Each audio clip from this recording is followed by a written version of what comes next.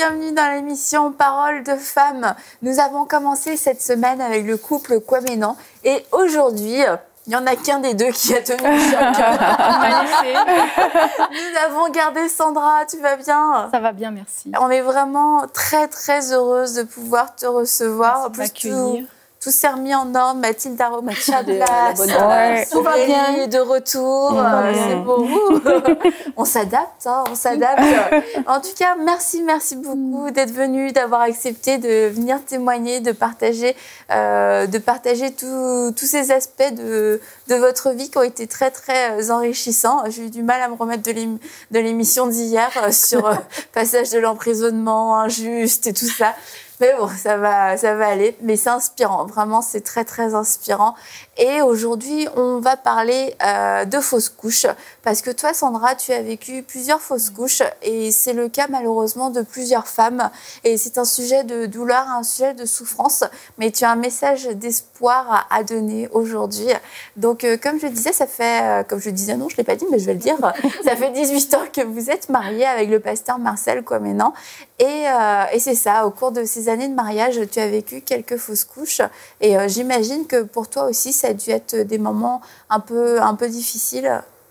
Oui, en fait, donc comme beaucoup de couples qui se marient, qui ont cette envie de fonder une famille, avec mon mari, donc on a eu le souhait d'avoir des enfants. Et malheureusement, les choses ne se sont pas forcément déroulées comme on peut l'attendre. Et j'ai eu une première fausse couche où l'enfant avait... Enfin, j'étais enceinte à peu près de 2 mois. Donc, avant cette fausse couche, donc on a eu le temps de faire l'échographie et on a eu le temps de voir le cœur du bébé battre. Alors, c'est vrai tout de suite, on a commencé à se projeter. Je pense que les femmes aiment bien faire des projets d'avenir, etc. Et c'est vrai que tout de suite, on s'imagine la layette, tout un tas de trucs, on se monte des projets. Et malheureusement, la grossesse n'a pas pu aller à terme puisque j'ai perdu l'enfant à 2 mois. J'ai ensuite fait, quelques temps après encore, une autre fausse couche, mais qui a été plus précoce. Donc là, on n'a pas eu le temps de faire l'échographie ni voir le bébé. J'ai perdu l'enfant encore. Et puis, j'ai encore eu une grossesse ultra rapide, là, cette fois, où j'ai été enceinte. À peine le bonheur est arrivé, la joie d'apprendre la nouvelle que déjà... la grossesse s'arrêtait sèche, quoi. Et c'est ça aussi qui est douloureux dans les fausses couches, c'est la douleur, c'est sûr, de perdre l'enfant, mais c'est cette montagne russe d'émotions, parce qu'on apprend qu'on est enceinte, et là, on est rempli de joie. Quand tu as appris que tu étais enceinte, tu étais rempli de joie aussi, j'imagine. Ah oui, la joie extrême. Juste m'imaginer que je perdrais mon bébé tout de suite après, c'est la joie et la tristesse en même temps. C'est dur pour le cœur. C'est dur, ça doit être dur sur les émotions. Moi, j'ai vécu autre chose, mais... parce que c'est vrai que toi, quand on t'a annoncé que tu étais enceinte pour ta première fille, comment il y avait aussi des complications au niveau de la grossesse? Oui, 5 jours plus tard, j'avais appris... on m'a appris que j'avais le pré-cancer du côlon. Du col de l'utérus, pardon. Et, mais c'était au dernier degré, donc on m'a dit que si j'attendais le terme de la grossesse, ça serait cancéreux, un vrai cancer. Donc, bref, c'était pas très réjouissant. C'est sûr que c'était des montagnes russes d'émotions pour mon cœur, mais tout est rentré dans l'ordre, gloire à Dieu. Mais je peux comprendre la douleur, je peux comprendre la déception, même si je ne l'ai pas vécu moi-même. Et du coup, toi, Sandra, tu as vécu ces moments-là aussi avec ton mari, puisque vous étiez 2 à attendre un enfant. Mais vous n'avez pas vécu la même chose. On pourra parler un peu de ton mari tout à l'heure, comment il a été un soutien pour toi. Mais comment est-ce que tu as fait pour... le lendemain, on perd son bébé. Qu'est-ce qui se passe le lendemain En fait, moi, je pense qu'il faut vivre la chose. Faut être honnête avec soi-même. Il y a eu la douleur. J'ai perdu l'enfant. En plus, comme il y avait des projets qui déjà s'est monté, c'est aussi, non seulement c'est le deuil de l'enfant, mais c'est aussi le deuil de toute une vie, tout un projet qui s'est déjà installé et élaboré. Et puis c'est une épreuve de foi aussi, parce que Dieu a permis quelque chose qu'on ne comprend pas. Parce qu'on se dit, normalement, les projets de paix, de bonheur, etc. Et en fait, moi, j'ai été honnête avec moi-même. J'ai dit, Dieu n'a pas permis, il sait pourquoi. Ça ne sert à rien de dire « Pourquoi, Seigneur, pourquoi ?» Je l'accepte, je lui fais confiance. Si Dieu le fait comme ça, c'est qu'il a quelque chose pour moi. Et puis, donc, j'avais plein de peine. Alors, je l'ai sortie, cette peine. J'ai pleuré un bon coup. Je me suis accordé du temps. Je me suis accordé le temps, en fait, de pouvoir faire ce processus de deuil, de vider mon sac de peine. Et puis, à un moment donné, je me suis dit « Bon, Seigneur, écoute, tu as permis. Tu as tes raisons, je ne les connais pas. Je te fais confiance. Alors maintenant, c'est bon. J'ai eu mon temps de chagrin maintenant, on va de l'avant parce que ça ne sert à rien de se complaire éternellement dans la peine, ça n'apporte rien. Pleurer éternellement n'apporte rien. Donc à un moment donné, il faut se relever et puis avancer et puis continuer. Donc, Et toi, Anne, tu nous avais partagé dans une série d'émissions ce que tu avais vécu aussi avec deux bébés. Puis on avait parlé de cette période de deuil où on avait finalement le choix de se relever un peu comme si rien n'était, bon, même pas mal, mais bon, la douleur est là. Et cette période où on prend le temps de penser nos plaies. Ouais, mais c'est vraiment une nécessité, parce que si on ne le fait pas, ça nous rattrape. On a l'impression qu'on est passé tout droit, la tête haute, et que ça n'a pas fait mal, mais le corps s'en souvient. Je ne sais pas, il se passe des choses dans notre âme, des blessures qui sont là. Et si on les nie, même si on a la foi, même si on se remet à Dieu, même si Dieu nous console, ça nous rattrape, parce qu'il y a des... C'est comme si tu te blesses à la main, il faut aussi, avant de refaire la vaisselle, il faut que ça cicatrise. Mais c'est pareil, on a besoin d'une cicatrisation, et si on se prive de ce temps-là, ça nous rattrape, et des fois beaucoup plus fort. Donc je pense qu'il ne faut pas faire les super-héroïnes et puis dire même pas mal et je continue. C'est correct de pleurer un peu, c'est normal d'avoir de se prendre le coup. Hein. On se prend un coup quand même dans une histoire comme ça, c'est comme si tu te prenais un uppercut, là, boum. Et t'es un peu sonné, il faut te remettre. Et puis, c'est pas manquer de foi que de s'accorder quand même un temps de ouf, j'ai pris un coup là maintenant, ok, j'encaisse. Surtout, la déception est encore plus grande quand on a vu le cœur du bébé, quand on l'a vu. Oui. On a planifié peut-être déjà la chambre, on savait si on attendait une petite fille ou un petit garçon, on avait déjà planifié plein de choses. Et là, la déception est encore plus grande, je pense. C'est pour ça que c'est aussi un deuil d'un projet. C'est un deuil de... Il y a le deuil de l'enfant, mais il y a le deuil du projet de vie qui s'est déjà installé et du changement de... C'est un bouleversement. Mais il faut vraiment, faut pas le nier, il faut s'accorder vraiment ce temps. Après, le temps, peut-être, il est propre à chacun. Peut-être, moi... Ça va vite. Ça dépend, voilà. Moi, j'ai pas voulu... Enfin, j'ai pleuré le temps que j'ai eu la nécessité, qui n'a pas été forcément très long, peut-être, c'est vrai. Mais je me le suis accordé. Je me le suis accordé, mais après, il faut se relever. Mais c'est d'autant plus difficile si l'entourage est déjà au courant. Je sais qu'il y a des jeunes filles, des jeunes femmes, que j'ai vues des fois annoncer très rapidement une grossesse. Alors, c'est pas être pessimiste que de dire qu'il faut quand même être un petit peu raisonnable avant de le chanter par tous les toits, parce qu'il y a quand même statistiquement une grossesse sur 6 qui commence et qui ne finit pas, mis à part les interventions humaines. Hein. Dire il y a une grossesse sur 6, c'est beaucoup. Donc quand tu te dépêches dès que tu tombes enceinte de le crier sur tous les toits, disons que c'est bien, t'es contente, mais si jamais il y a quelque chose comme ça qui arrive, ça renforce beaucoup la douleur parce que les gens sont pas au courant. Alors là, ça fait déjà un mois que t'as perdu le bébé, puis on vient te dire, alors, tu sais, ça c'est bien, là, tu te portes bien, la grossesse se passe bien. Donc quelque part, tu donnes le bâton pour te faire battre. Donc, je pense qu'il y a une petite, quand même, un petit peu, il faut être un peu raisonnable et puis attendre quelques semaines avant de l'annoncer. Mais c'est pas être pessimiste, c'est pas voir le noir, c'est juste être raisonnable et puis s'accorder un temps où la grossesse s'installe. Puis même en dehors de ça, c'est vrai que quand on apprend qu'on est enceinte, c'est une grande nouvelle.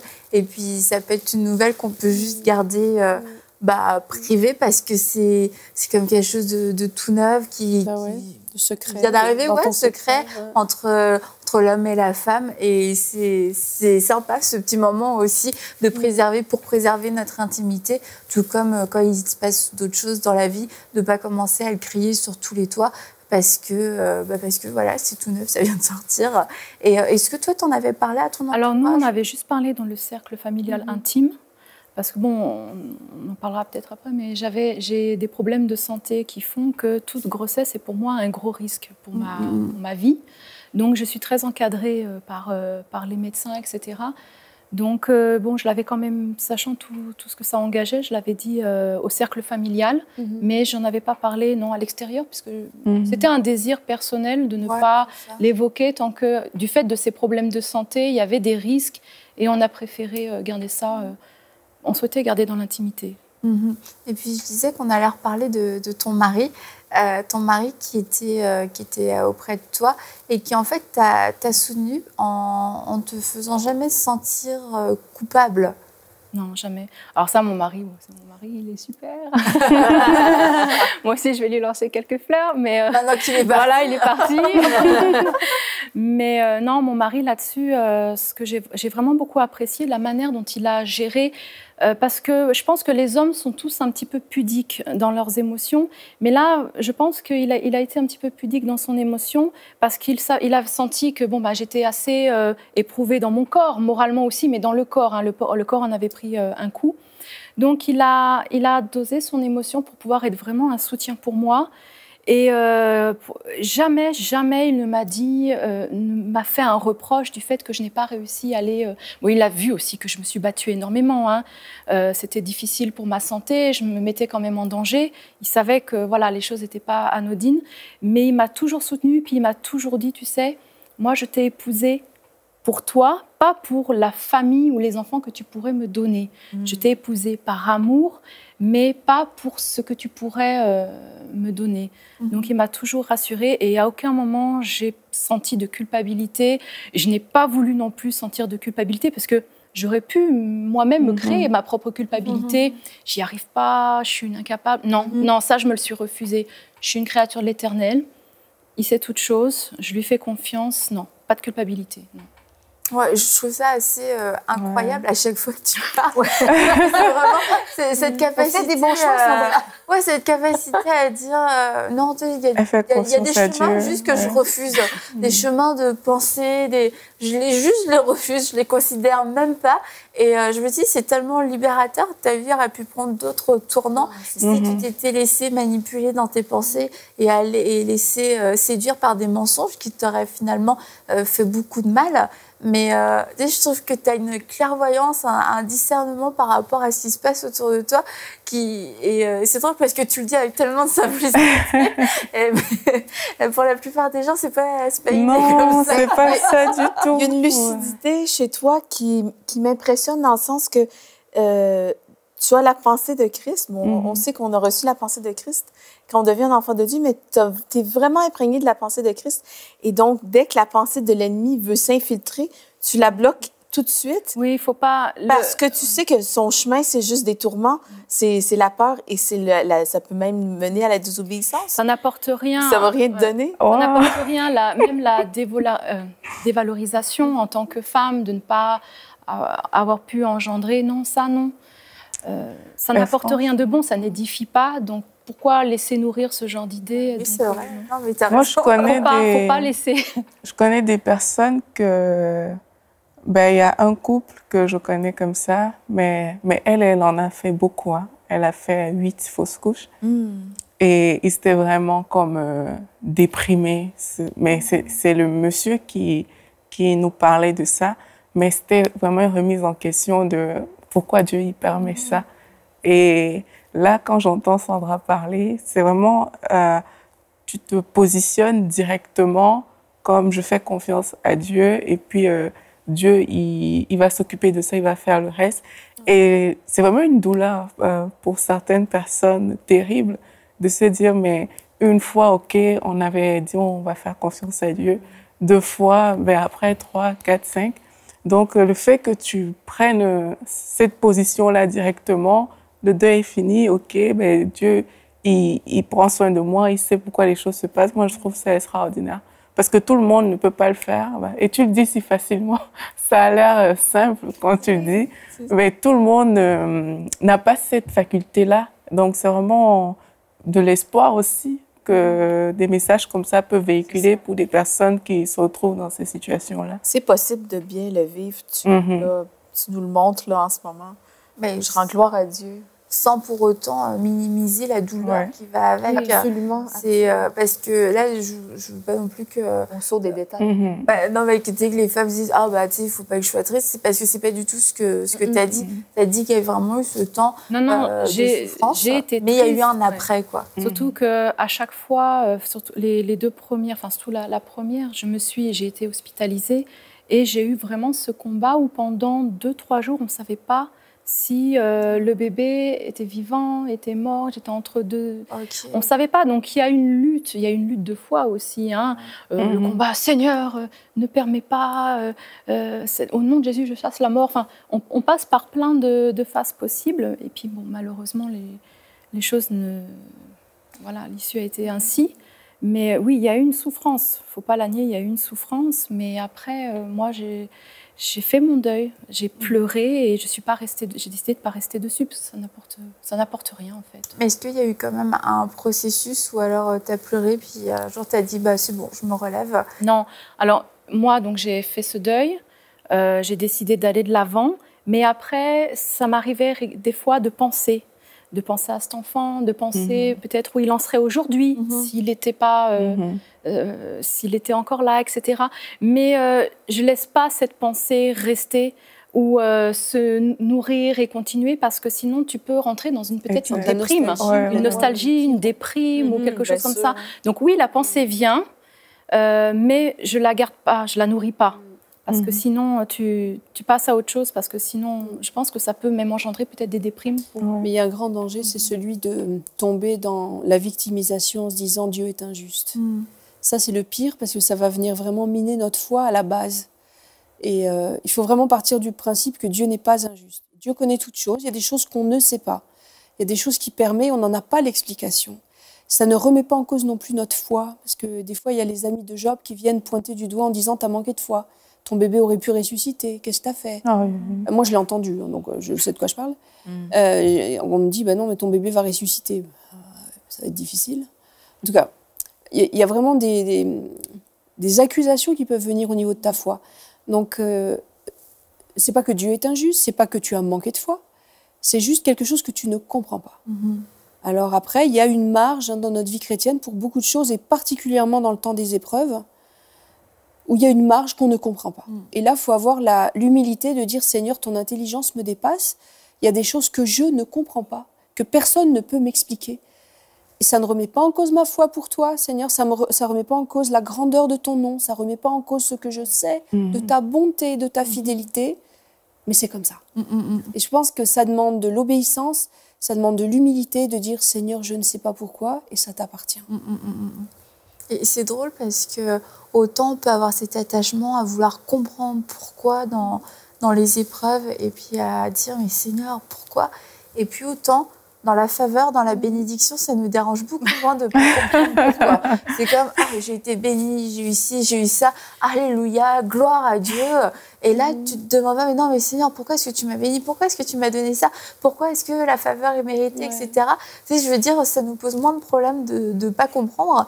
Et le fait de ne pas comprendre dans l'épreuve, au contraire, peut faire... aller plusieurs personnes à reculons et à remettre notre foi en question. Et c'est là qu'on voit que dans les épreuves, il y a toujours un double enjeu. Il y a, oui, vraiment ce qu'on a perdu, en l'occurrence un enfant, mais il y a aussi tout l'enjeu, comme tu disais, Anne, de notre foi. Et notre foi est précieuse, notre foi a un prix précieux, c'est notre foi en Jésus-Christ qui triomphe, qui doit triompher du monde. Et c'est de comprendre tout le temps ce double enjeu qu'il y a. C'est, oui, c'est passé ça d'un point de vue naturel et puis même émotionnel, c'est ce que je ressens. Mais quel est l'enjeu spirituel derrière? Le vrai enjeu spirituel, c'est vrai, à chaque fois, c'est finalement qu'on se détourne de notre foi et qu'on se détourne de Dieu, puis qu'on finisse par l'accuser. Et tu n'as pas eu ces tentations. Pour moi, en fait, c'était vraiment le test de la confiance en Dieu.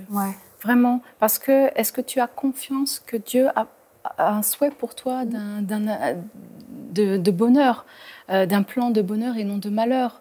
Et vraiment, moi, j'ai vraiment pas voulu nourrir justement toutes ces questions. Pourquoi ça? pas du tout, il faut pas le faire, parce que ça peut amener même une rébellion contre Dieu.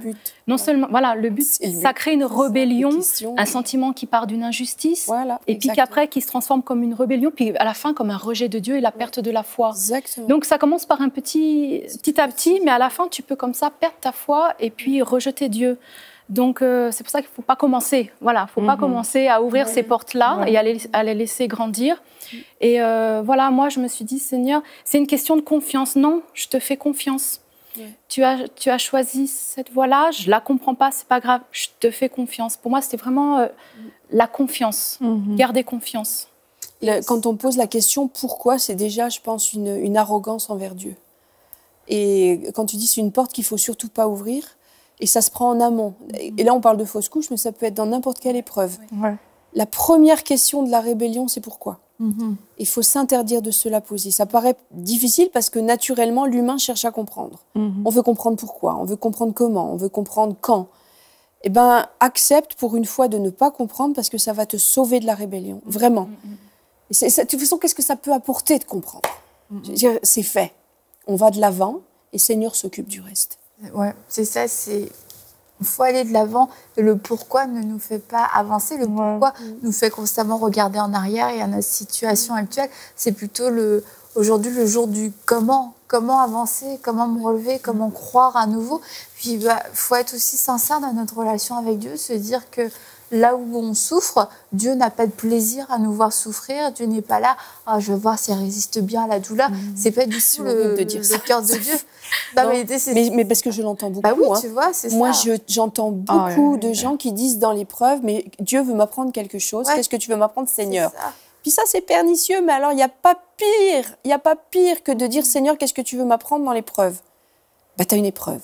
Ne trouvez pas comme une chose extraordinaire d'être dans la fournaise de l'épreuve. T'es dans l'épreuve, c'est normal dans la vie chrétienne. Puis c'est comme ça. Est-ce qu'on est capable, une bonne fois pour toutes, de se dire, bah c'est comme ça. Point. C'est difficile, hein.